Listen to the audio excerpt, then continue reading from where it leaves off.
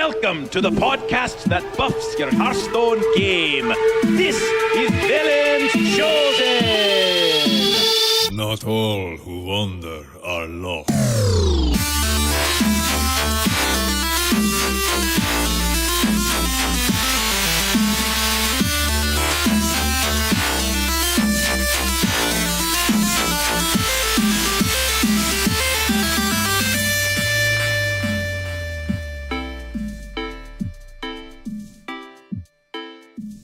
Greetings, visionaries, and welcome to Velen's Chosen. Whether you're a competitive player, an arena specialist, a deck building visionary, or just like having a bit of fun, or a lot of fun, we can help you buff your game and achieve your Hearthstone goals.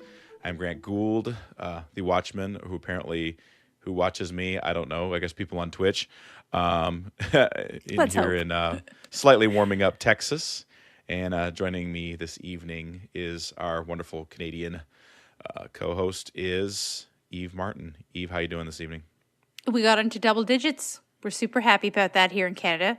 It's warm enough to go outside in like a light sweater if you don't get wind. So that's awesome. I never realized how much I love the sun. Do you get seasonal affective disorder? Well, it's almost subtle so that you don't really notice that you're getting it. But then when you see the sun and you just like almost want to cry because it makes you so happy, then you're like, maybe I was kind of getting down for a while there. It just sort of becomes your everyday is sort of overcast and gloomy and cold. And then, yeah, the contrast of when the sun comes out is sort of like, I needed this. Yeah, I used to, having spent so many years in Michigan, I remember the long, cold winters and like that first day when it's kind of warm enough to wear a t-shirt or or like not a coat, and you can spend time outside without freezing, and the sun comes out. It's just like everybody's outside all at the same time, just because, like, yay, there is light at the end of the tunnel, literally and figuratively. And then we get stubborn. We're like, once you put on the shorts, you don't ever want to go back. It's like, even if you have a cold front that comes in for a couple days, it's like, nope, I'm going outside in a t-shirt, dang it. Yeah, it's kind of funny. I lately I have the inverse thing, because in Texas the sun is out a lot, and when it's out, it's automatically hot, even if it's like the middle of winter. I guess it's because we're closer to the equator. So like for me, being really a northerner, kind of by blood and birthright and history and heritage, like when it's really hot and then it's like overcast and kind of gloomy and cloudy, I kind of go out and it's like my soul soaks in the darkness. I don't know. I don't know what the dealio is. It's like my person is never roots. Quite happy. These are my roots, dark and cold and gloom. There we go. I mean, it just must be the cynical nature of being a Yankee. Yeah, and I'm a Yankee in a southern land. So Well, I've been dealing with spring break. I know things are a little bit off from American spring break and Canadian spring break, but we just finished our first week, and we're going to have one more. How long is your spring break? 2 weeks. 2 weeks? How many do you get? We get one. Oh, really? Then we're back at it, yeah. Yeah, we get 2 weeks, so we just finished our first one, and I'm recently kind of a single mother, so I've been trying to find family and friends that will watch my kids while I'm at work, because I can't afford to hire a babysitter. So that's been, and then my son and I have been fighting over the TV, who gets to have game time when I get home. A lot of our relatives are not like really okay with the amount of video game time I allow my family to participate in. So when they're watching my kids, it's like a no electronics time. Did they go through withdrawals? They almost got used to it to a certain degree, because when I was living with my parents are like, no electronics at all. So they just had to kind of deal with it. But yeah, after I come home and take care of them and it's like electronics time, they just want to go crazy with it. And so my son and I are like, are you going to be on the computer? Are you going to be on the TV? Are you going to be on the Switch? Or like, we're trying to like pass around all the electronics so somebody's got something. I've got iPads. Yep, that's what it sounds like.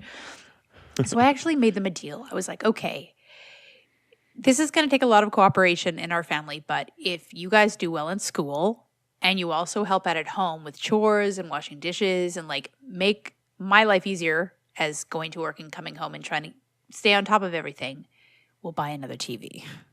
So we can have 2 TVs and 2 PlayStations, and that will split it up a little bit more, and we won't be fighting over it as much. So that's kind of like an Easter present if they can make it all the way to Easter with good grades and helping out around the house without whining and complaining every time they're asked to do something. Then that's where we're Right. all kind of shooting for, and I'm hoping they make it so that I can justify getting another TV. You know, that's a really fascinating subject. Not as much the new TV, although that's an awesome solution. I didn't really thought about it. But like the dilemma, that's such a 21st century dilemma because, I mean, if you think about it, like our parents, video games was not something that was just, it's just not in their identity. That's not something they care about. It's not something they think about because they didn't have it young enough. And all of us grew up with Nintendo controllers in our hands or Atari controllers. And so we've kind of grown up with the larger part of the video game evolution. And what I'm finding is, well, one thing is kids don't think adults play video games. Like my students don't understand. They say every probably once a day, you play video games? Which is so weird because who do they think makes the video games? Do they think people make them and not play them? Well, that's what I'm saying. And I sound like you guys, it's like, you guys got to understand something. My generation, people like me are the ones that make the games you play. We're the ones that come up with all the stuff that you spend countless hours in your life doing. But I was thinking about, it's like, there's still a pretty strong contingency of people circa the 30s to 40s age range that just don't really play video games. They do see it as something I did as a kid. It's not something I do now because I guess you could say, well, I do more adult things. I grew out of it, or I have real life things and stuff like that. Yeah. You know what I think too is that kids think it's like a shoe factory. Like the games come out, but it's not necessarily that the people who are making them are like them, who are playing them and jazzed about them and like excited about them and love them. Almost it's just like the games come out of the factory and they're made, and they might not consider it, like associate it with people who are passionate about games, making the games and playing them. Well, I heard a statistic. I don't remember where I heard it. But it was like a stat that the majority of video gamers are the people in the 30s age bracket because we have the money to buy it. And if we choose to, we have the time to play it. You know what I mean? Yeah. Versus kids don't necessarily have it because they have parents that say, no, you don't get to play right now because you have homework to do, or I need you to be cleaning the house, or go outside and play for crying out loud. Or, they just, and they don't have the money. They don't Games have the money. are so That's the big expensive one. these days. $80 is like Canadian? Yeah. Well, Like how much is 50 it to down? 60. 50 to 60 Okay, Americans, $79.99 is like your average AAA. And this is not if you're getting like, the big extended pack with all the DLC and the season pass and the whatever. That's going to run you into the 100s. Sure. But $79.99 is like your average AAA in Canada. Yeah. That's That's about right down here. I mean, an average console is $300 for the console, an American, and then the average, headline game is $50, $60 depending on the sale and depending on how long it's been out and whatnot. But here's the thing. I make it a priority. It's something that matters to me. When the kids go over to Grandma and Grandpa's house, she's playing cards with them. She's playing board games with them. And they're coloring in coloring books or building things with Legos. Like that's sort of her idea of what kids do. Yeah. But for me, when I got married and had kids, it was like I was playing games in front of them constantly all the time. So they grew up with it just like a part of their life. And I prioritized it over like what else do parents spend a lot of money on for their kids? Like maybe sending, like here in Canada, it would be getting them skiing or snowboarding passes. So they can go to the slopes and go skiing and snowboarding with their friends, which outfitting a kid with skis and snowboards and like the whole outfit expensive. And like paying while you're up there, I can't even imagine. So That's me expensive. putting money into getting a PlayStation and then, every couple of months when a new game comes out, buying that, I think is probably more affordable for me than, or if they're in like Little League, I don't know how much that is to have like the uniform and then be taking them back and forth to practices. It's just sort of what you choose to be a priority with your family. Yeah, it definitely is. I mean, like I think to my wife's chagrin, like my girls, well, I think she wonders. She wonders if they play games because I like to play games, or if they play games because they like to play games. You know what I mean? I hear Like that. Yeah. they really like Overwatch, and I think the genius of Blizzard with Overwatch is that Overwatch made it to where so long it seemed that so many first person shooters seemed kind of geared towards males, like just kind of the ethos of the Yeah. game and like the types of characters you could play. And Overwatch just kind of said, we want everybody to play this game. We want everybody to find a character they can identify with that they think is cool, and then we want them to play that. And my girls, both of my daughters, are like down with that. Like, and they like male and female characters. They're not just playing like Mercy because she looks like Barbie, you know. They or Widowmaker. They like playing Bastion. Like my oldest daughter likes to play Bastion. That's what she likes to do. She likes to just sit down, just tank up and just drill people. And my second daughter likes to play Diva, you know. And so they're playing tanks and DPS, you know, and they love it. And they want me to go to the store and buy them the Overwatch Legos, and you know, because that they like these characters and they like to watch the little short movies. We watched some of those today and stuff like that. And so they like to play the game. They like to play with me. And because I bought a second license to play it, and I use my wife's computer and my work computer, which can actually magically run the game, and we play together, and it's just kind of fun. And like they can, like my oldest daughter is 10, and she can get play of the game, and she can get like the upvotes on the car, like on the cards at the end of the screen. She That's in quick play, amazing. she's good enough as a 10-year-old to not suck. Like it's kind of fun. And you know, high fiving and just using gamer slang, like, dude, I'm gonna wreck these scrubs, and oh, did you see? You know, I mean, stuff like that. It's just, it's fun to connect that way. But there's like, maybe as a dad, I don't know if that's like being responsible parenting or what, but like, No, it's I still totally fun, you know. do. I think that everything comes with its challenges because when I sit down and talk to my kids about internet safety, that's a Hmm. huge thing about people on the internet maybe not being who they seem and not making friends with random strangers. And like, I very carefully have a lot of rules about internet safety with my kids. So I think if a parent goes into it playing the same games that their kids do, and they can Hmm. kind of get out ahead of them and troubleshoot, that's fine. The ones that just kind of go, what game do you want? And just buy it to them and hand it to them and know nothing about it and know nothing of the Yeah, dangers and have no yeah, idea what their kids are doing. Like that to me is, yeah, that's irresponsible. That's not great. But if you are involved in the same thing that you, I mean, it's the same thing as if you go to their volleyball games and you hmm, watch them and you cheer them on and you participate. In hmm, gaming, you got to do the same thing. You yep, got to be yep, involved. And I hear what you say about like maybe they like games because you do.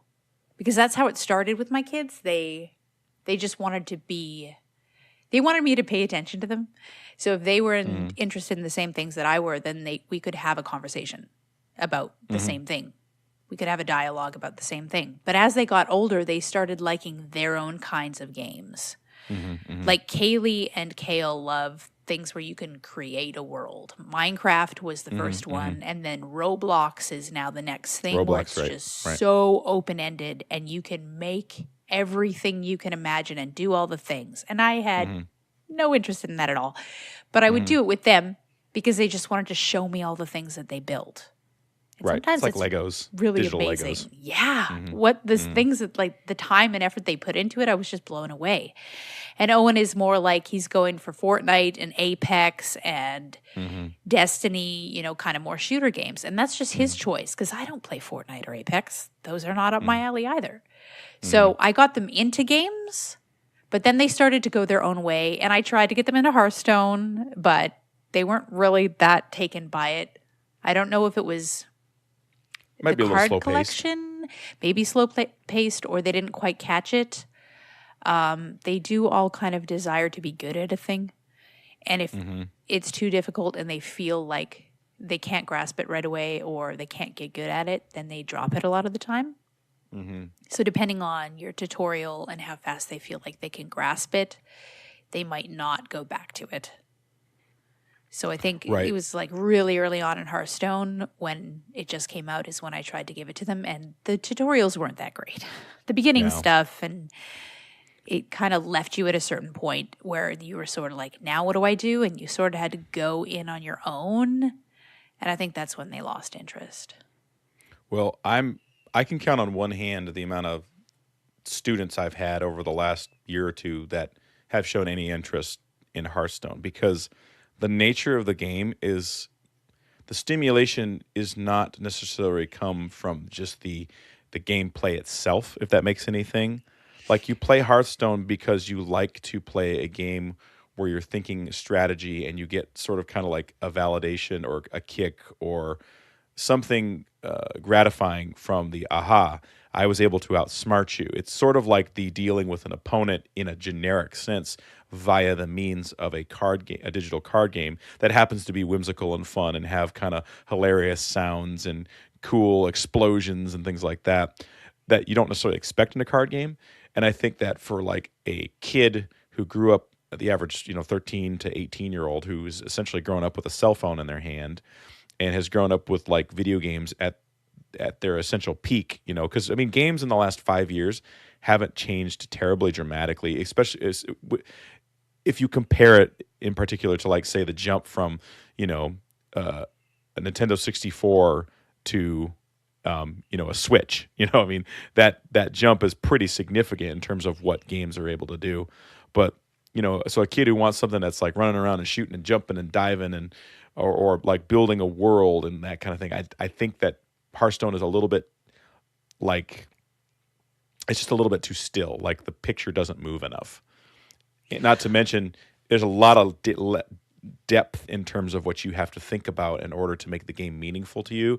Because some kids, like little kids, just think it's funny to like push the cards and see the stuff happen. They don't even know how to play the game, but it's simple for a young mind, and that's great. But for like a kid who is used to seeing, movies like The Avengers, where everything is opulent and huge and powerful and awesome, a still frame game like Hearthstone, where it doesn't move very much, is not going to be the most exciting. So I can kind of see why they wouldn't want to play it.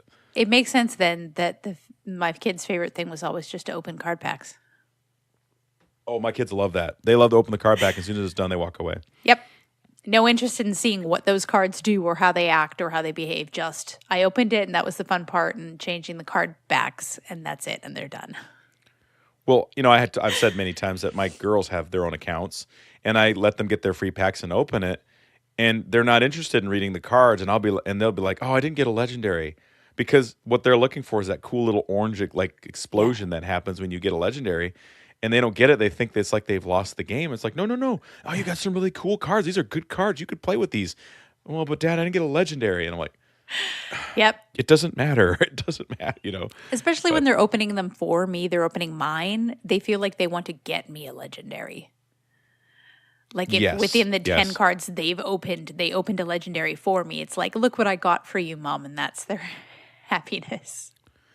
Yeah, I opened 2 legendaries for you. What did you do? That's what my girls do. Like, my second daughter was so thrilled because I got a magical string one set. I don't remember how long ago it was, but she opened like 3 legendaries in like 7 packs. It was just like right at the end of my pack opening. I was thinking I wasn't going to get any, and I got a bunch, and she did it. And she just kind of sat a little taller, and she would look at her sister and be like, I'm better at this game than you are. Look what I did. You couldn't even pull this off, older sister, whose shadow I live in all the time. So the thing that my kids have caught on to really fast, and I hope I've been a part of it, is to be smart about the traps in video games.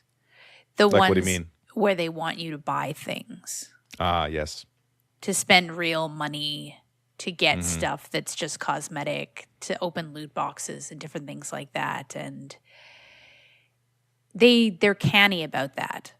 And I think nowadays kids are like I'm sure there's a certain amount that aren't, but they just kind of know that they're being advertised to when they are, the tricky stuff, the stuff where people are trying to get money from them. It's an interesting point you bring up, because I was thinking about something my wife said to me the other day. She said, you get nothing you get nothing out of playing a video game like, say, Overwatch the other day, because my wife can't play first-person shooters. She doesn't have any desire to, but she has one of her eyes she's legally blind in. She can see out of it, but it can't focus. And so she's technically legally blind in it. And so a moving screen like on a first-person shooter is just, that's not happening. And so she doesn't get it. She didn't grow up with it. Her family didn't value it growing up. She's even younger than myself, and she said there's no value in it. But when you think about it, if you have the guiding parent hand on the shoulder of the child, you're identifying with something that they care about, sort of in their arena. I think a lot of children, except for maybe kids who grow up in houses with parents or gamers, they find it surprising when an adult professional or somebody who's functioning in the real world is interested in video games. You have your hand on their shoulder. They're going to listen to you when you say, yeah, well, but Dad, why can't I buy these loot boxes? Like, because, hon, they're just trying to get more money out of you for something you could get in games. So you have to decide, is that worth your money? Or you just want to farm it? Or, do you really care about that? Is that how you want to spend your money?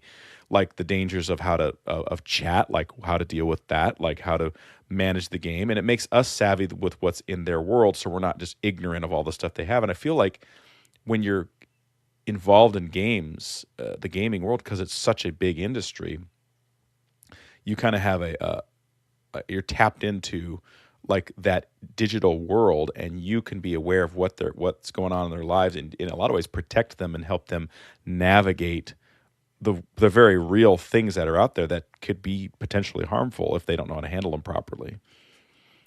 Yeah, with my son, Fortnite, they have a season where they have a whole bunch of things that are only available within that season, and you have to get them before they're gone. And you can grind a certain amount to get a certain amount of things, but getting the season pass, which is it was $14 or something like that.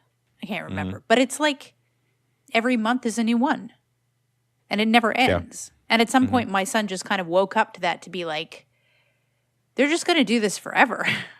This is the constant push for you to want to get these things always, and then you're going to wear them once, and then the next month, you're never going to use them again. You're going to wear the new stuff. So especially since for him to earn any money, he's doing laundry, he's washing dishes, and then whatever small amount he gets at the end of the week is do I want to use this on something my character's going to wear once and maybe never wear again? So it sort of made it real to him of this constant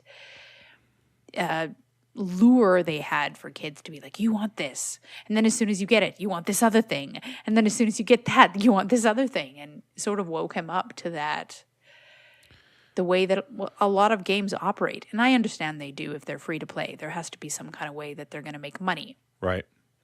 But just the fact that he was sort of aware of the underlying scam of creating this desire in kids for something, making them feel like they need it, they want it, they have to work for it.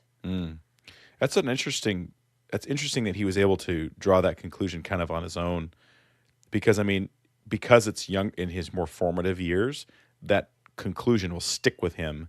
And so as he goes through life, he's going to, as an adult, he'll be like, yeah, I don't need to do that. And he won't waste his money on it, unless for some reason he becomes incredibly affluent and just doesn't care.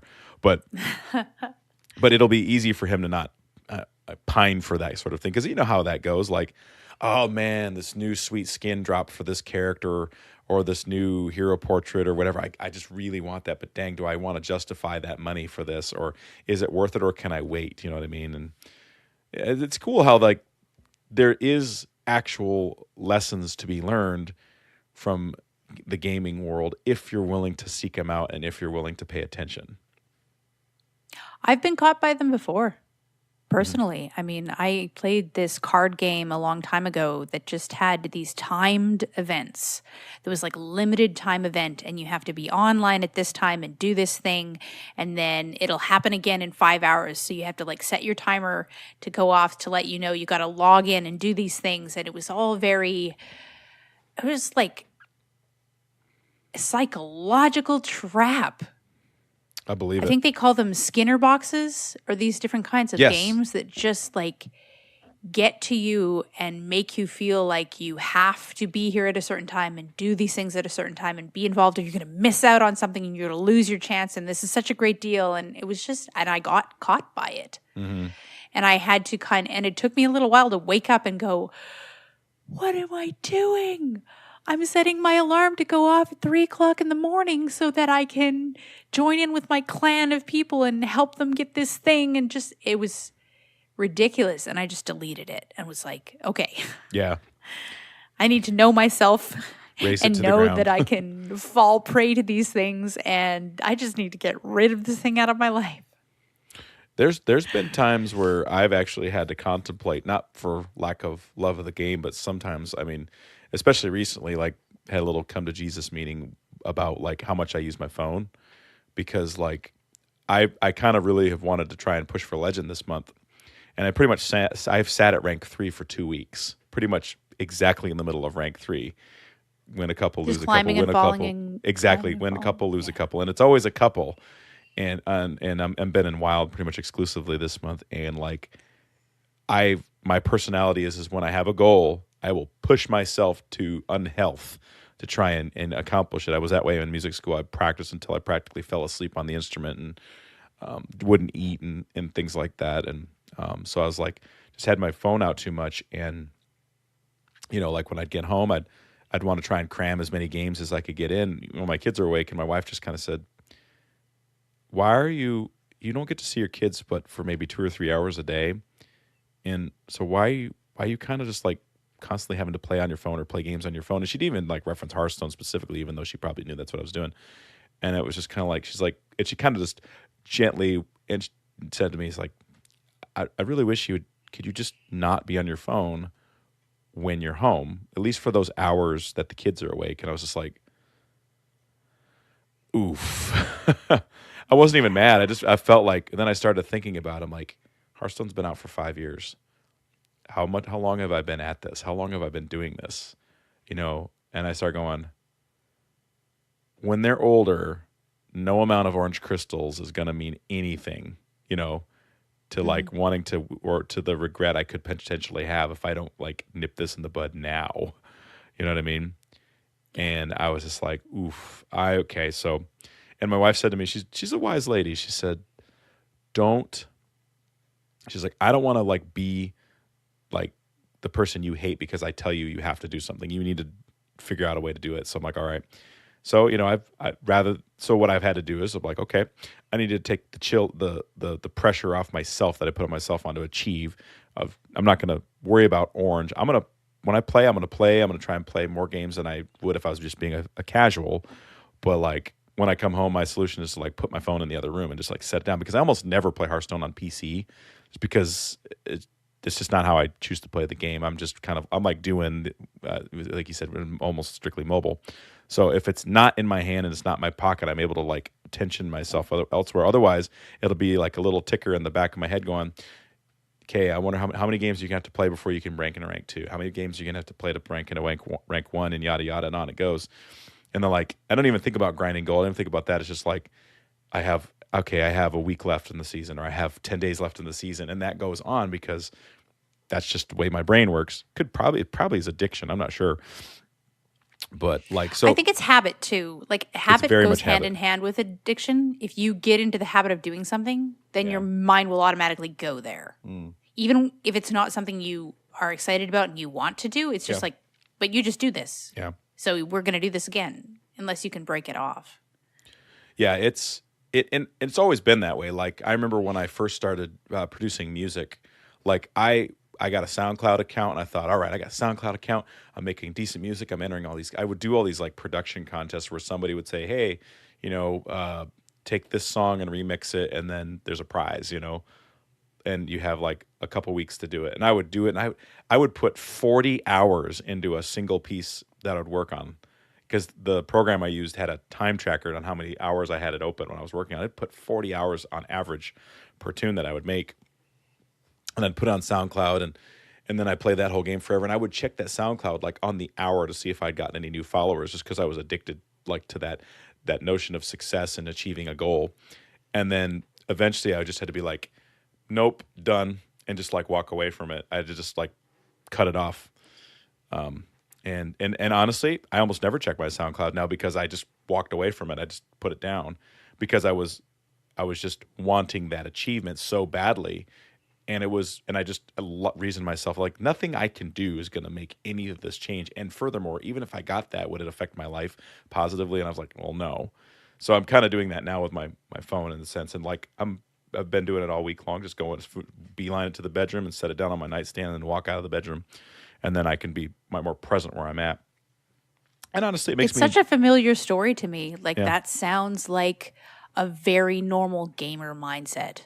of Oh, how we really? get in with video games. Yeah, absolutely. It's like this feedback loop. We need this feedback, whatever we're getting from the game, and you start to hunger for it, and then you can even get to the point where you can't imagine your life without it.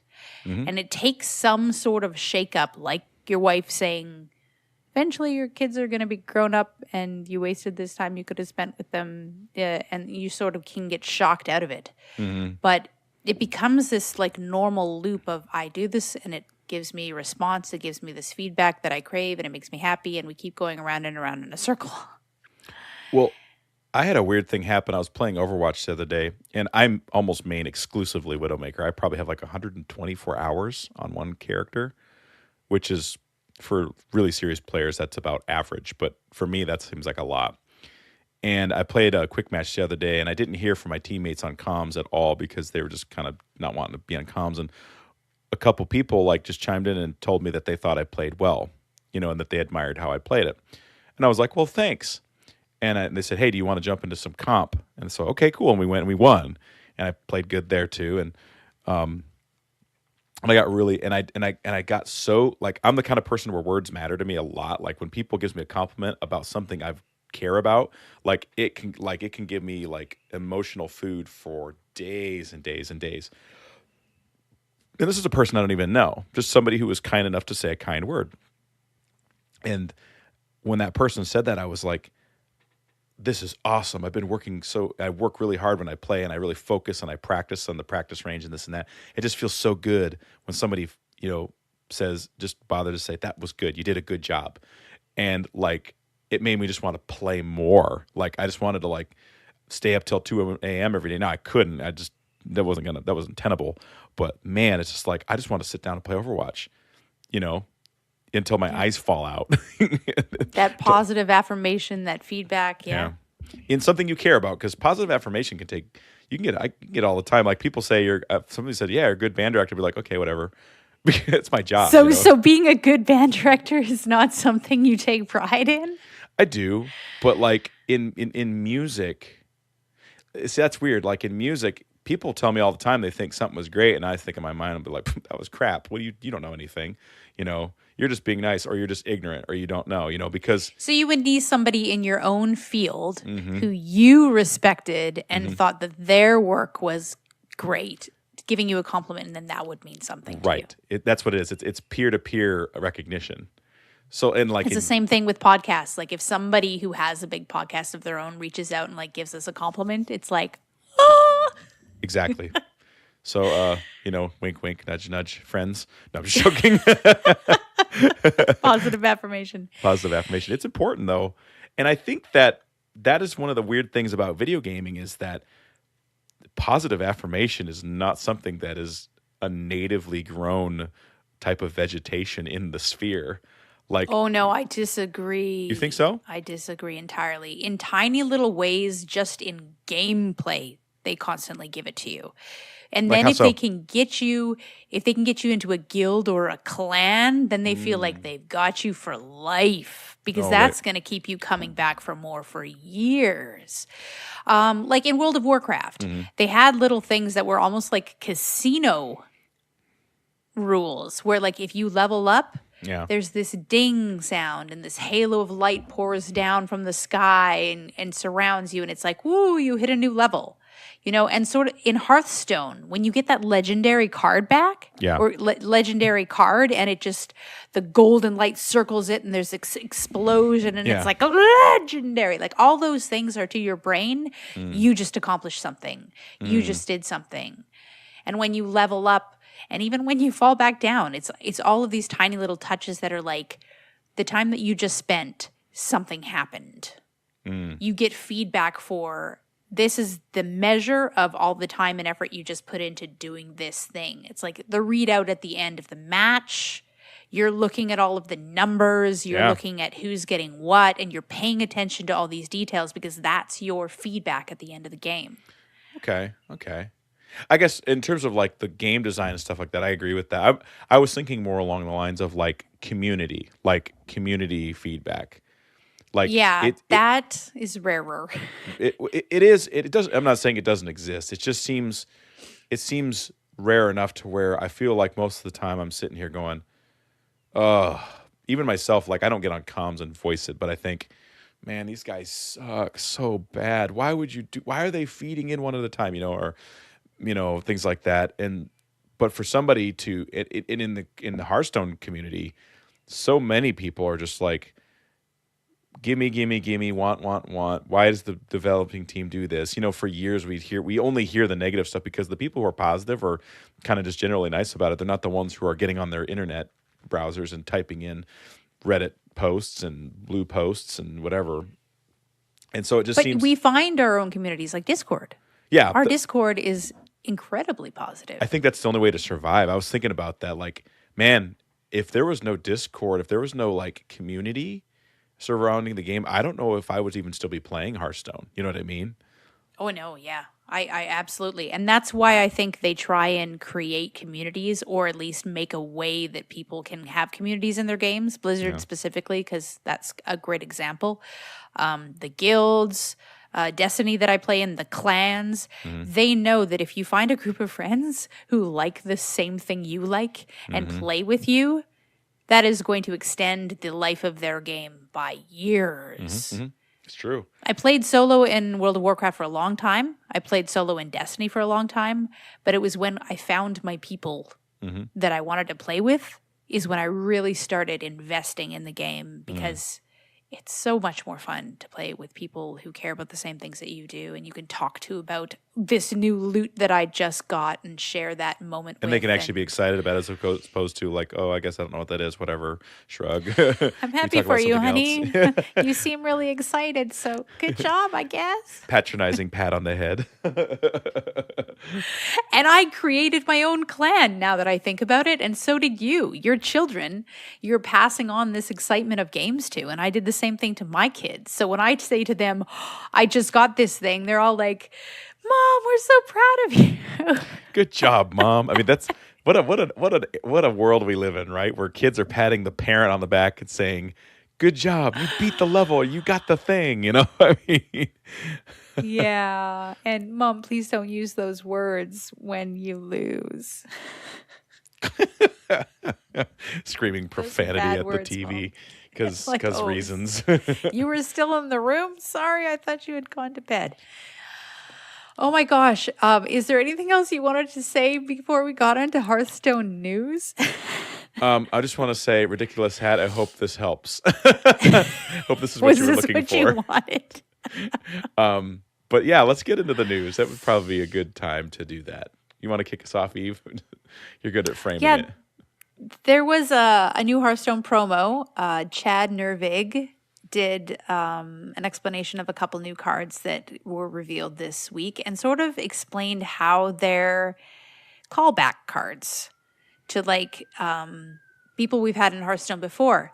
And at first I was like really hesitant to embrace this because I wanted something new and I didn't want same old hashed out cards, but it does make sense if they want to create Hearthstone lore to take iconic cards and keep telling their story in different ways, in new ways. And I was talking to Grant about this before the show, but Magic the Gathering's done the same thing where they have characters on their cards that have new iterations, that maybe go from being a green card to a red card, and people who are attached to the character and attached to the story like seeing it again. Like, how would you like a new iteration on the Lich King? Heck yeah. Yeah, I'd be excited for that. And some players might not know because they might be newer, but Dr. Boom was huge back in the beginning. He was like one of the most played legendaries of all time. So he's a clear choice for somebody to kind of be iterated on again and again. And I don't think it would be great if like the next expansion we saw more of these guys again, because I think this is probably enough for now and let's go on to new things. But this right now is kind of the mid time where we recognize these guys and they're not too old or too new to sort of be like, okay, I could see a twist on something they've done. Now Rafam goes from being a neutral to being a warlock, which makes sense because he's like a necromancer. Is he a necromancer? I guess. He's like all wrapped in bandages. No, wait a minute. He was an He's ethereal. an ethereal. Well, I mean, can you be a necromancer and an ethereal? Yeah, sure. Why not? No reason why not. He Yeah. just looks like a mummy, is what it is. So it makes you think of like undead things. He's but the that's not the personification. same. He's the necromanced. So He's like made out of magic and he's held together by magical bandages. We went over this when we saw the ethereals for the first time. I can't remember. back Can't in the believe I day. forgot it. Back way, in the way back day. in the day. But yeah, so Grant and I were also kind of talking about how Chad Nervig is, we haven't seen him before. He's kind of one of the designers that they're like, here, you try getting in front of the camera and revealing Oh, something gosh. and see how you do. So Grant, how do you think he did? Well, when I closed my eyes, I liked a speaking voice, but I gotta say, it made me miss Ben Brode a little bit. I mean, because here's the thing: Ben Brode was known for his flannel shirt. That was kind of his style, solid colored T-shirt with the flannel on it, and it's kind of like the laid back ethos that surrounds Hearthstone, right? But I thought that for a promo for a game that earns you hundreds of millions of dollars a year, I just thought it was a little too casual for whoever that is. I'd like to see it a little bit more polished. There was nothing in the production of the video other than like I just wished. I don't want to sound mean, but I just thought to myself like, just what he was wearing, like in like just how casual it seemed was a little bit. And maybe this is cheap, and I'm sorry if anybody like thinks I'm hating on somebody for doing the best work, but it wasn't very what's the word I'm looking for? It wasn't enticing to me. It's like, man, it's a good thing I'm dug in, or I would think this was just ramshackle, throwing something together, like newbie indie company, like a hipster company making a video game. But I did like the audio quality. I did like what he was talking about. I thought it was interesting because they talked a little about design choices and stuff like that. But I was like, Hearthstone? Come on, guys. It's like a video you make for your Kickstarter. Kind of, yeah. So, I mean, again, and Hearthstone, I think, has had issues with this, right? Like the guacamole video that they had years ago, or the guac commercial. What was that? I don't know. What was that? It was I don't remember. a dude was dressed like a leper gnome, or I don't know. I don't even my remember. Goodness. It was a bad enough taste where I was like, oh, this is stupid, and then I just kind of forgot about it. But I kind of wonder whether they're trying to capture the spirit of Ben Brode or they're trying to find out what they can do. Like, part of me says, okay, it's neat that we're getting to see the real people behind Hearthstone. right. The people who are actually working on it and making it. It's kind of awkward, but it's kind of endearing. But the other part of me says, I want to be excited about this game and I'm not getting energy from this person. I'm not getting enthusiasm. I'm not getting, like, he's not a professional actor, so that's not really his strong suit. So he's just talking earnestly about a game that he worked hard on. So I can respect that. Well, so let's part put of it me this is way. like, it's going one way and it's going the other. Well, they, like Chevy almost never gets the engineers who designed the car talking about the car. You know what I mean? Like the people who are the nuts, the brains of the outfit are not usually the ones that are on the camera. And there's reasons for that. You know what I mean? Very rarely do you have a person who's the genius behind the design and things like that getting up in front of the camera, because honestly, that's usually not their strength and their strong suit, and marketing is a thing. You know what I mean? Yeah, and like, so part of me says the people who are good at this should be the people doing it. And Ben Brode just seemed to be naturally good at it, even though he was also good at the other parts of making the game. But also part of me is like, should I really tell this guy to sit down and shut up and not like talk about his game that he's passionate about when he made it? Like, he should have a chance to be involved and be a part of it and tell people like what he likes. So I'm torn. We are edging on sounding a bit like Blizzard. This is what you should do because we know better. But I guess I'm just merely detailing my reaction more or less. But yeah, but my reaction was kind of like, eh. It's kind of like when a kid like builds something out of their Legos and they're super proud of it, and you're like, very good. I love you Yep. anyways. You're learning. You know, I they've had already that love same. you, I Hearthstone. already love you, So yeah, Hearthstone. You don't have to impress me, but can we do better?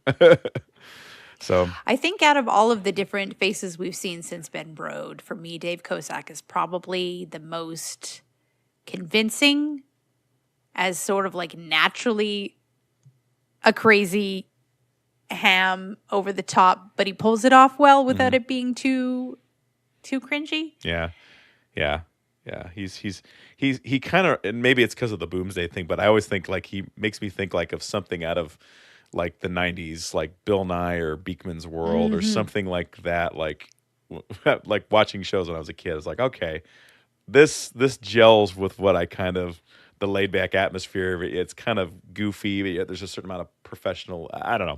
I don't know what I really want. I just know that when I see something I don't like, it bugs me. Well, back in the day in World of Warcraft, they did a bunch of promos with famous people who played World of Warcraft that was really fun. Yes, Mr. T and stuff. Yes, you remember those? They Yeah. could go that I'm way a night and elf just mohawk. get like, yes, exactly. That could be super cool. Just get Ben Brode back to just do some commercials and then Hire him pay as a paid for his actor. time. I don't know. Spokesperson. So if his gaming company doesn't work out, he can get a job as a spokesperson. I'm sorry, Hearthstone. You just shot too high to begin with. Like you made it over the fences with Ben Brode, and now every other person who comes in front of the screen is going to be compared to him, and probably not live up. Sorry. More or less. Oh, well, probably should move on. Let's see here. Yes. Interesting news. Roger and Riel are banned from Hearthstone's Grandmaster League for 1 year. So those of you who've been following the tragedy, Roger was previously caught stream sniping and win trading. Mm-hmm. The stream sniping caused his team to be disqualified from the global games, but there was no action about the win trading. Now, I've heard from different people that the win trading was actually to help someone else, not to help himself. Right. So it didn't actually get him to the position where, like, he'd already made it.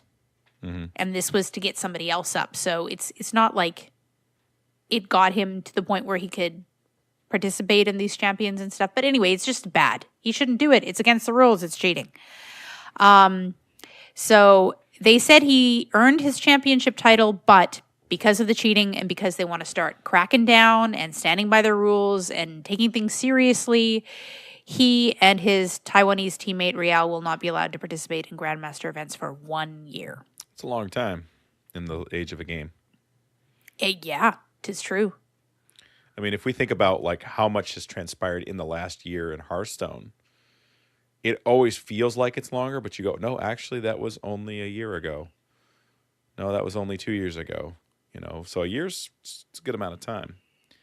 I wonder if they'll ban his account, like if they'll like liquidate his account, or if they'll just you can't compete. No, I don't think so. I don't think so at all. But if you know that you're not going to be able to participate in like the highest form of a game, how motivated are you to continue participating in it and putting all your time, your effort, and your money? And I don't know. It might just take the wind out of his sails. It's interesting that Blizzard kind of acknowledged that they didn't enforce their own rules, which I think the community well, they was listened sort to of, community feedback. Yeah. which is kind of interesting. It's like, why wouldn't you follow your own rules? You have the rules. Why not enforce them, especially in a competitive event? You know, for if a referee at any contest were just to arbitrarily not enforce the rules, like, yeah, I saw that was a foul, but I'm not going to call it, or yeah, I saw that was an offsides, I'm not going to call it. I think they said it was due to an internal miscommunication.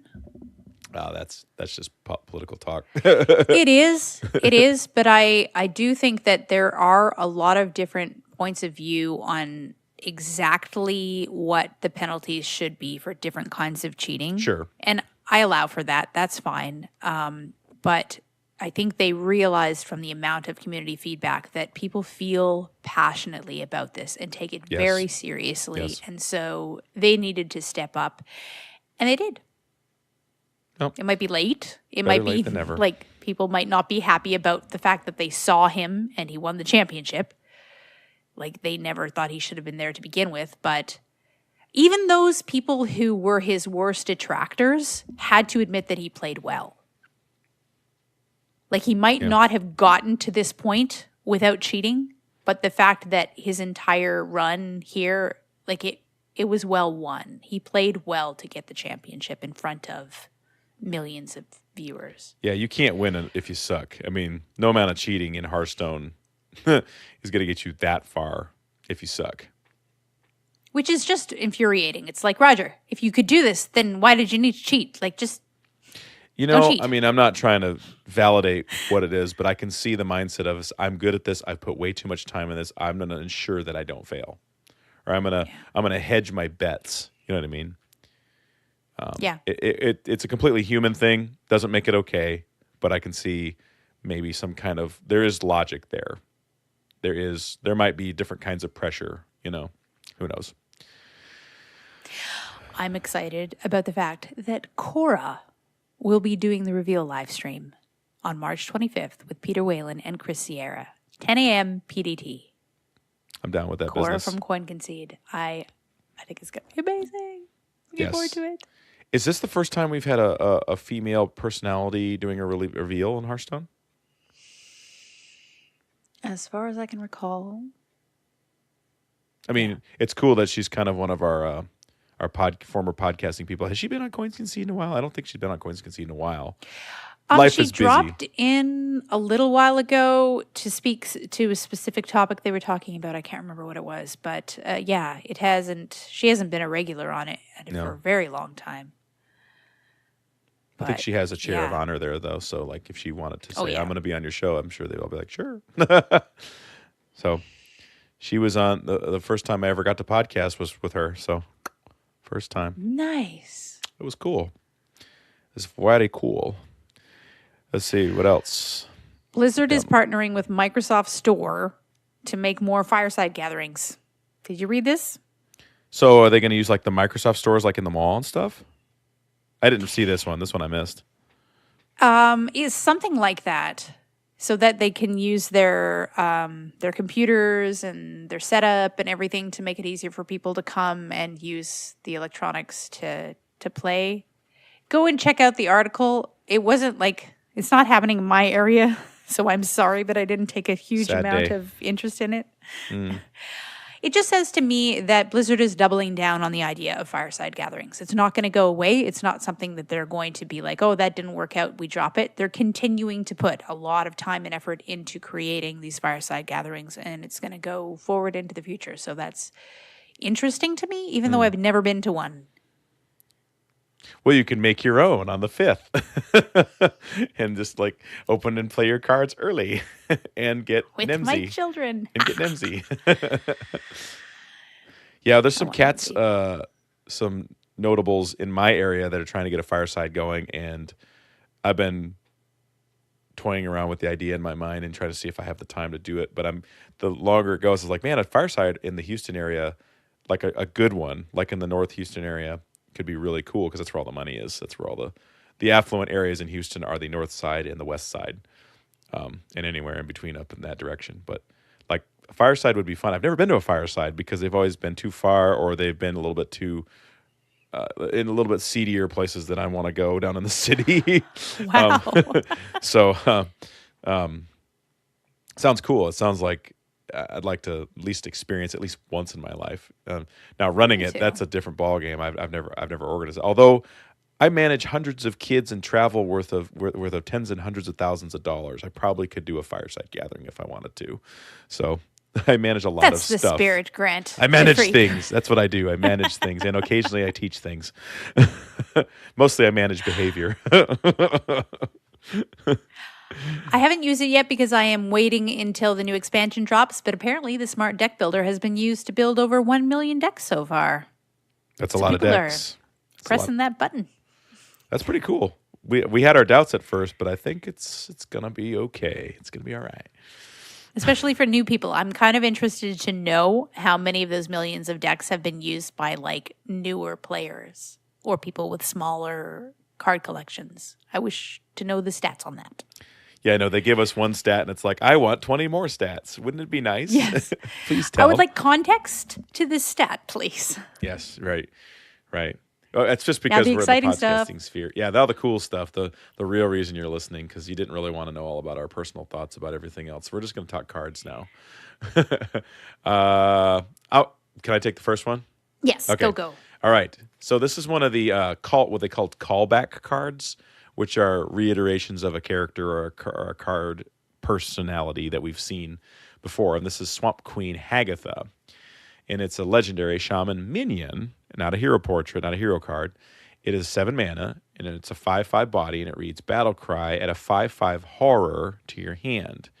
Teach it 2 shaman spells, which you will discover twice, and then the horror will cast those spells when you drop the minion. And you'll be able to choose the targets of the spells, which is really cool. Yes, the horror doesn't like randomly go, I want to attack this thing. It doesn't do a blip yog where just like, I'm going to randomly pick a couple things and then you're done. It's like, okay, so you want to do a lava burst, you can hit it right face, and then you can do a bloodlust and have all your minions get like huge and then just OTK them. I thought the card was pretty sweet. Like we've just never had a card that did this. To teach a card something, I mean, that's just really, really, that's just nifty. I'm sorry, that's just really cool. I absolutely agree. And I did see that you get overload. I mean, that follows the Yogg rules and everything as well. So if one of the spells you teach it is an overload spell, then you get overloaded. So, okay, cool. Yep. That's really cool. When it casts it, yeah. Yeah, this card could really just, it could be your get out of jail card, man. It seems like it could really swing. It could build the board. It could be a tempo card. It could be a swing card. It could be all kinds of stuff. Somebody compared it to Kazakus. Yep. Because you get to make a potion with Kazakus, and this you get to discover twice. Yes. So the odds of you getting something cool that you need, and then the horror. How much does the horror cost? I don't remember offhand. Is it 5? Maybe another 7. She's a 7 mana 5/5, so maybe he's a 7 mana 5/5. I'm going to assume that for now, and we'll check up on it. But I have to watch the video again because they show it in the video. I just can't remember what the stats were. I didn't think to look, but I watched it. The video was like, this is dope. Want to play shaman now, which I almost never do. I like her name, Swamp Queenhagatha. Yeah, it's pretty epic right there. Swamp Queen. Yeah, and the art's dope because she's all like posed out, like looking big and large, and like crafting this like disgusting looking like swamp creature-ish horror. The horror. Thing. It looked very almost Phyrexian, like from Magic. Oh, those are like partly mechanical, yeah. Yeah. The Phyrexians. Yeah. Cool, because there's a card in Magic called Phyrexian Horror that does cool stuff. I can't remember what it does offhand, but I just remember that I had it, and it was awesome. Yeah, so she looks really cool.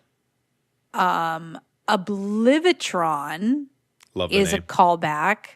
So I guess they're also going to be bringing back other cards, not just the big characters like Hagatha and Dr. Boom and stuff, because Oblivitron is a legendary hunter mech. 6 mana 3/4. 6 mana for a 3/4. Reads Death Rattle, summon a mech from your hand and trigger its Death Rattle. They wanted to clarify that it won't just summon a Death Rattle mech from your hand. So if you have a mech that doesn't have a Death Rattle in your hand, it could summon that mech because it's just random. My first thought was like pulling Sneeds out of your hand in Wild, or like a mechanical whelp. Mm-hmm. Yeah. Those could be sweet. And it's a Death Rattle. Yeah. And it's 6 mana for a 3/4. If you pull the right mech, and Dewin was saying on his Twitter that he is stoked about this deck. In fact, he's just in the workshop just trying to figure out what mech synergies exist, and because this card is like right up his alley. So because a 3/4 body for 6 is not great, and it doesn't do anything right away. You have to wait until it's Death Rattle. Mm-hmm. I mean, it will summon a mech and immediately trigger its Death Rattle, so that effect happens right away.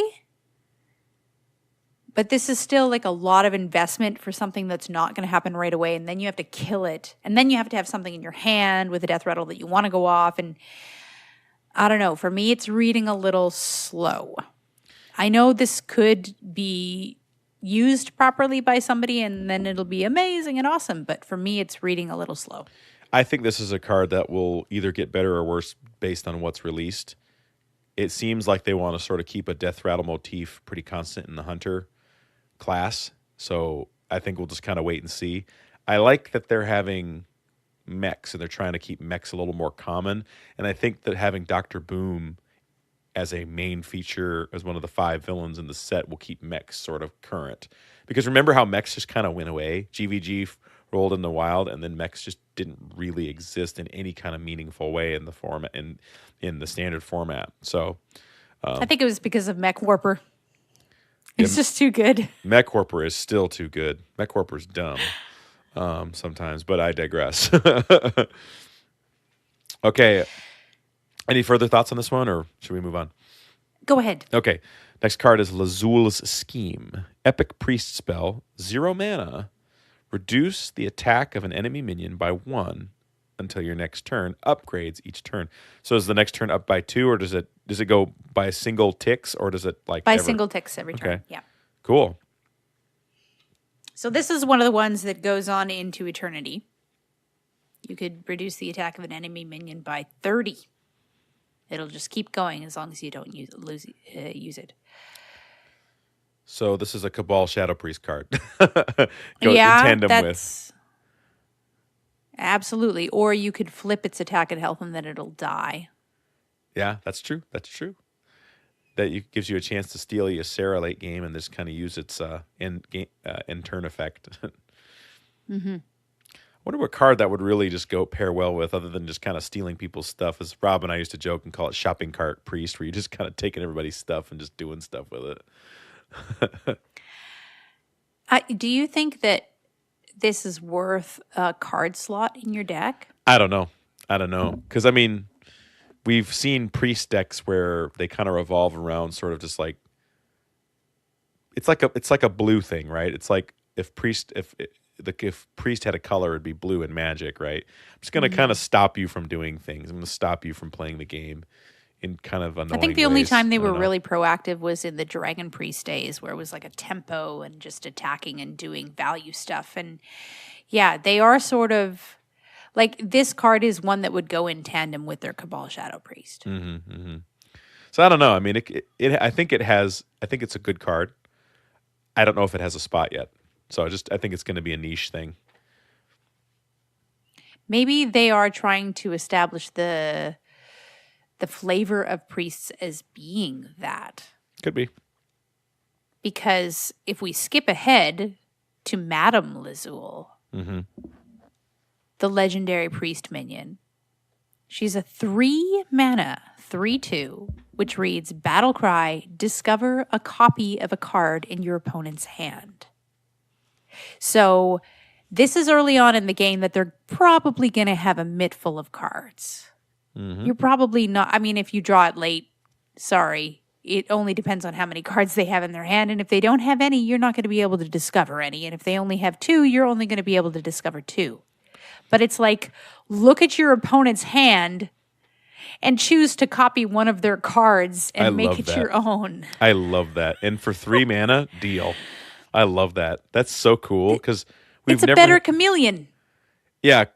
Yeah, I'm surprised I haven't dusted my chameleon yet. I pulled out of a pack a while ago, and I'm just going to keep it around in case I need something I really want. But, like, you're right. This is a much better chameleon, and I like this because getting to look, not just discovering it, but you get to look at 3 cards in their hand and know what they got. So if you're wondering if they have, I don't know, Fireball or Twisting Nether. Oh, they don't have Twisting Nether. Okay, I'm going to have the biggest board ever. You know what I mean? Don't be afraid and just, they are going to draw a card on their turn. But yeah, I hear what you're saying. It's like, can I go all in this turn and just risk everything? Let me just peek at their hand.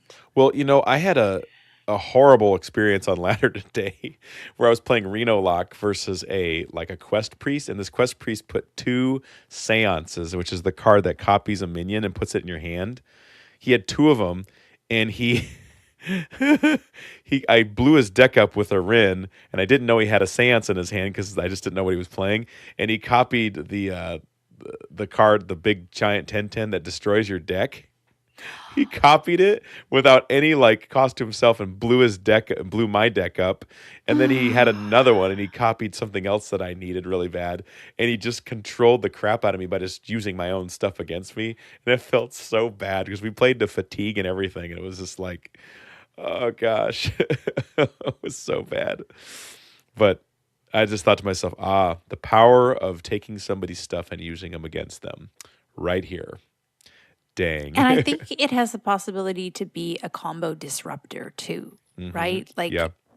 if you know that they have Togwaggle, or they have something that they're going to pull on you and just destroy you next turn, you could get a copy of that and possibly do it to them first, or even react to it in a way that you wouldn't normally be able to. So Yep. kind of reminds me of what is that card, Grant, that casts a card out of your opponent's hand? It casts it out of their hand? Well, like they draw a card out of your opponent's hand and play it. Like Is that everyone in was saying, Is that in Hearthstone? it had to be a minion. Well, Dirty Rat pulls a card out of their hand. Dirty and Rat, puts it there on we the go. board. Yeah. That was Dirty Rat was like, we need a version of this every expansion to be like a combo disruptor. Right. And so Madame Lazul read that to me was like that. Look in your opponent's hand and then possibly have a chance to do something to disrupt their combos, kind of like Dirty Rat. I like this card sort of in tandem with Azalina, because Azalina's Soul Thief. She's not rotating out. She's still in the format. So like play her. It's like, oh, you do have your Malagos combo. Well, I'm just going to take your combo combo from you. I have everything you have, and we're good to go. And you're going to be really upset with me because your game plan just changed. So let's see. We got Madame Lazul. I think that's a pretty cool legendary. I think it's costed right, and I think what it does is awesome. It's super fun too. I love the flavor of it because she's the fortune teller. I like it too. And it's not take the card, right? It's just copy the card. So it's not as infuriating as like, just grab that and now it's mine. I wonder if it was ever as an iteration, if they had it just take the card. But I think they know enough from history that the community would just flip their crap over that one. Cards that we've gotten really frustrated about. A Warlock one that burns the card off the top of your deck comes to mind. But at least that's not taking it out of your hand. Once at least a certain amount of security, knowing, this is in my hand, I'll be okay if it's like a spell at least. Right. Because Dirty Rat can't. Yeah, Dirty Rat can't do that. Although I had somebody I misplayed really bad the other day, and I put my weapon. I was playing Kingsbane Rogue, and I put my weapon back in my deck, and I had burned my deck from Myra's Unstable Element, and bro was like, thank you, and he played the Gnome Feratu and burned the weapon. No! And he knew it was there, and I was like, I might have even won, but I totally misplayed that. But it was like, oh my god, oh, lesson learned so hard here, such a hard lesson. And they were just like, hey, I have you now, choo, Darth Vader. Anyways, so all right, improve morale. This card's funny looking. Go ahead. Common Warrior spell, 1 mana. Deal 1 damage to a minion. If it survives, add a lackey to your hand. This was one of the cards that they had in the video we had mentioned earlier. And okay, it does what warrior things do. It's a 1 mana spell that does damage to a minion, and it puts a lackey that can basically do something else into your hand. So it's a little bit better than probably some of the other things warrior does. And they did it in a perfect situation with Gromash, where they did damage to him and enraged him, even though it's not a keyword, and he got his big 10/10 buff, and then it put a lackey in their hand that could do 2 damage to the 2 damage health taunt that was on the field. So it's fine. Amazing that things work out so serendipitously, huh? I would just wonder how long it took him to set up that board state. Right? Probably like 2 seconds because they programmed it ahead of time. But so the second thought that the I best had, thing about this card is this the one with these are the one with the pigs, the hogs on it, and like one is putting like a taser to the chest of the other one. That's the best thing about this card.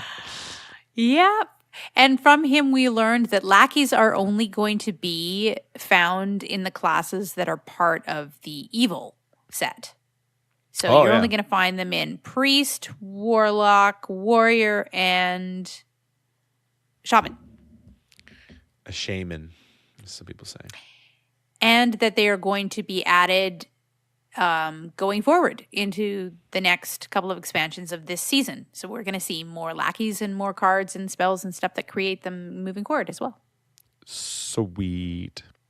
To be iterated upon. Awesome. Well, Which just makes me think, what are the defenders going to get?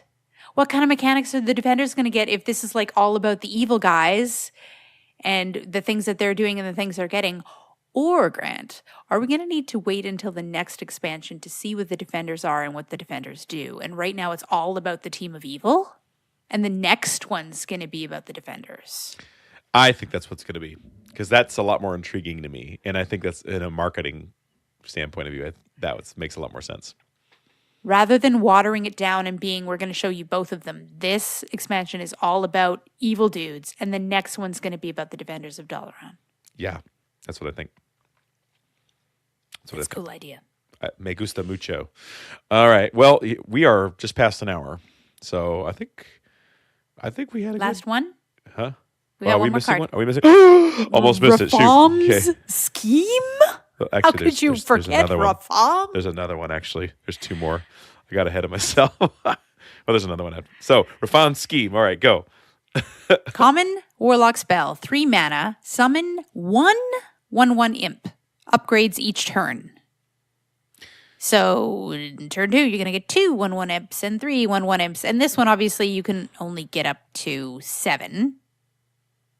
Summon 10 That's how one many imps. the I wonder Right. if coding wise that does anything weird. Like if it gets to 10 and only can do 7, if the game goes, what you want me to do? So I don't know. Yeah. It's a common, so not all of the schemes are going to be epics or rares. Like Reforms is a common. You could put 2 of these in your deck. So is this a good zoo card or not? I mean, like, what is this? Is this a card we want? It's only 3 mana, So but that's just going to get you 1. So how many do you want?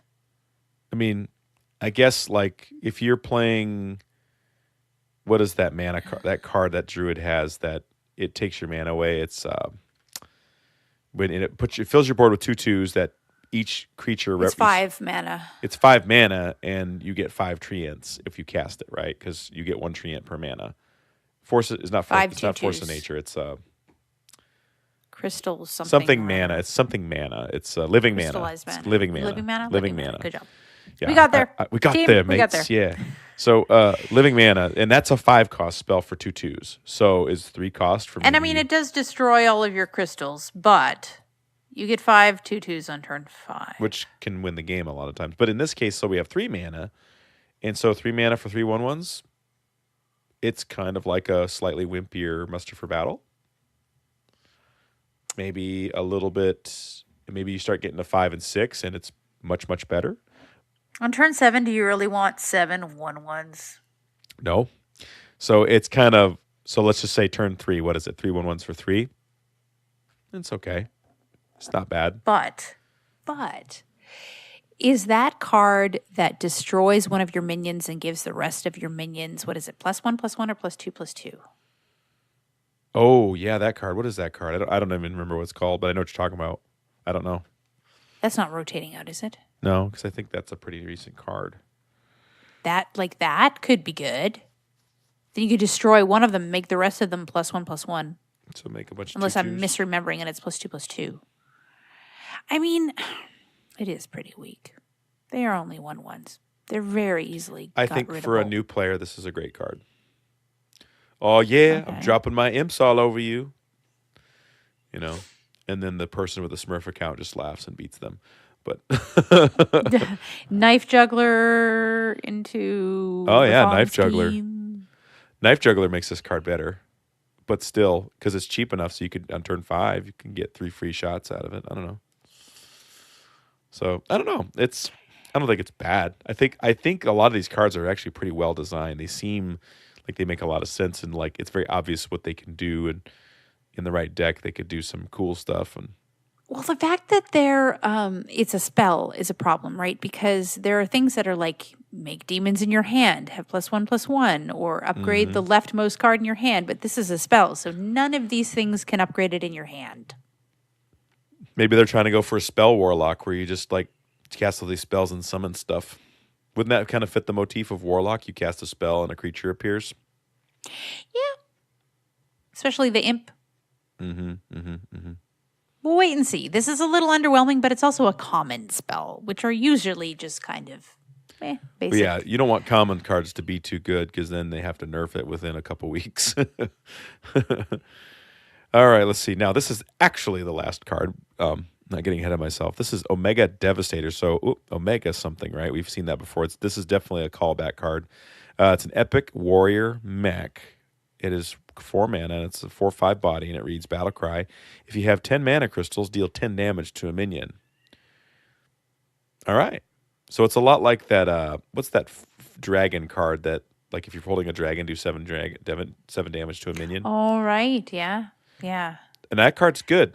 That card You sees can only play. do this to a minion, so that keeps it within, range. It's not too overpowered because it has to go to a minion.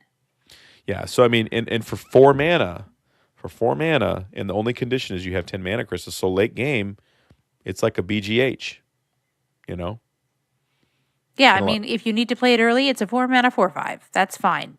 Yeah, and that's But not that if bad. you have it in the late game, then it's not a 4 mana 4/5 on turn 10. It's a 4 mana 4/5 with 10 damage you're going to put somewhere. On a stick. 10 damage on a stick. Okay, I might be crazy, but do you remember sometime during the Booms Day where people were like, that is definitely a mech. It looks like a mech. And why doesn't it have the mech tag? And then they changed the art on it. Did that happen? Yeah. Is this the original art that they used for it being reused for Omega Devastator because now it actually is a mech? I don't know. The community, help us out. Community, tell me if I dreamt that, if I am crazy, or if they were like, finally we get to use the art for something that's a mech and people won't yell at us and say, this is a mech. Could easily be. But I remember that the art changed. I'm surprised. I can't believe I didn't even think about that. But, hey, what is it? 10:30 at night? There you go. One other thing I wanted to say, we've seen priest, warrior, warlock, warrior, priest, shaman. Only one thing from the defenders This week. ranks so far Which was Hunter, is Oblivitron, right? Yeah. the legendary hunter mech. So I'm trying to look at it and go, okay, what is the legendary hunter defender going to be if he's got mechs? Like, does that give me a clue? Or is it just a mech because it's defending Dalaran? Does Dalaran really mechanized? Like, if they have a lot of that kind of stuff? I'm about to say, it didn't seem like that would be the case. It'd be arcane everything, right? Everything's like locked down tight with spells. I mean, they would have like arcane golems is what they would have. Sure. But that's not a mech. No. So I'm intrigued as if I can read anything into this or if I shouldn't at all. Well, so far, I'll tell you my overarching opinion so far. So far, I think the cards they're showing are incredibly interesting.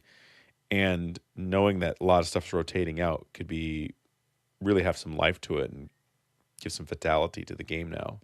What do you think? Overarching opinion so far? That's my hope. Absolutely. And that's what I'm hearing from the pros and from a lot of people who, are pretty open in the community about their opinions about things is these look good. These look interesting. Mm-hmm. These look like well made and people might actually play them. And also something that I heard, I think maybe it was from Firebat. I was watching Omnistone. I can't remember who exactly said it, but it was like a lot of times in early card reviews, we get a lot of mech cards. Mm-hmm. Like they want to hold back the good stuff for later. Yeah. And we haven't really seen any meh cards yet. Like a lot of these have been interesting and have interesting effects. And does that mean they're just trying to show us more stuff to get us interested? Or a lot of the cards in the set are this good. And so they're just showing us what they have. there's gonna be meh cards. You have to have them in a set. But like I would say, like one of the most meh cards, not meth cards. Oh gosh, nope, we're not going there. Is improve morale, just because it's kind of just something we've seen before, really. More or less. I'm excited about lackeys, honestly. So I just wanted to see more cards that would create them. So for me, improve morale was like, oh, here's another example of a way you can get a lackey card. So for me, it wasn't that meh. To me, Reform's scheme with the 1/1 imps was kind of like, eh. Nice. Well, that does it for us. I think that's an hour and change here for this show. Honestly, I'm surprised we made it to an hour. I thought we were going to be like a 45-minute show based on the news was a little thin this week, and we've been kind of just hanging off from playing decks because I've been playing a lot of Stinking Wild, but have some ideas in the works of some new things we can do for the show, hopefully going forward. But Eve, I'll let you. I guess I'll go first because you always sign us off, so I'll let you tell people where you can find you and then sign us off when we're done. If you want to find anything about the show, you can head on over to velenschosen.com. All our links are there. You can listen to the show on that, or you can listen to the show on Podbeam or Spotify or iTunes and stuff. We've kind of branched out our market into how many people can watch the show. If you want to support the show, head on over to patreon.com/VelensChosen podcast. Throw us a cup of coffee, as they say, or, a yacht. I don't know what the heck I'd do with a yacht because, well, I hate Galveston Bay because it's just a dump. But anyways, knowing that's not going to happen, I could say $1 million, but I whatever. Done. But those of you who do support us, namely Jamie S., thank you so much for your continued patronage of our show. We really, really appreciate it, and we really appreciate your contributions to our Discord, keeping it lively and interesting with your wacky, crazy, awesome deck ideas, and just always thinking like a gentleman and a scholar. So thank you to all of you who support our show. We really, really do appreciate it. It helps keeps the lights on, keep the website up, etc. If you want to find me, you can find me on Twitter sphere at WatchmanHS. Friend me in game at Watchman #1140. Eve, where can people find you? They can find me on Twitter at LoreMasterEve. I actually tweeted out this week, what do y'all listen to your podcasts on? And assumed that like iTunes would be high on the list. And it wasn't even like in the realm. There were so many different things that people listen to their podcasts on that I hadn't ever heard of. Oh, like what? I was curious. Like I would have to go on Twitter and look it up for you because there were just like a bunch of different names of things that I wasn't familiar with. That was just like, oh, do you find us on there? Do we go there? Like, does your podcast thing get it from iTunes and give it to you? Like, I hope that this is not a difficult way for you to get our podcast on the thing that you use that I've never heard of. So hopefully us widening to Podbean and what was the other one? Spotify. Which is by extension Spotify, yeah. Yeah, kind of make it easier to get out to you. I don't know if that helps, or if you're just going to continue using the thing you already use and it works for you, so why change it? Sure. The other thing I wanted to say is I did record, finally, a new episode for Knights of Lore. I recorded with my good friend and our friend of the show, Ridiculous Hat. We did do The Last of Us. It was 3 hours long. So if you got a long car drive, buckle in. Here we go. I'm going to say right now that I've been wanting to do this for a long time, and I was excited to do it with Ridiculous Hat, and I'm really happy. But it's a sad story. It's not a happy one. So, oh, yeah, and also swearing. Don't listen to this one with your kids. This one is explicit and dark, and that's my warning to you if you would like to listen to it. And I'll make another warning at the beginning of the episode as well when I put it up. But if any of you know anything about The Last of Us, like that's not news to you, but it is something that's kind of off from what I usually do and what I usually put time and effort into. So that's a big warning for it if you'd like to listen to it. And I'd love feedback about it because I definitely took it in a different direction than I usually go. So there's that. That's from me. Anything else to say, Grant? No, that's what does Velen say to people when they're the last of us? No. Not all who wander are lost. Take care, everybody. Goodbye.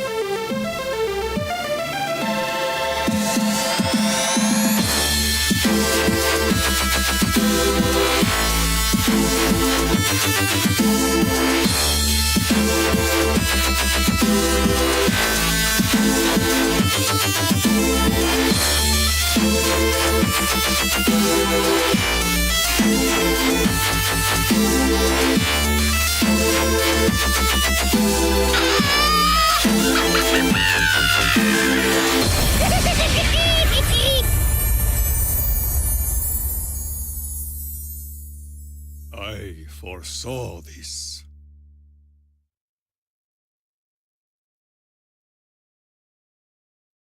Did I miss it?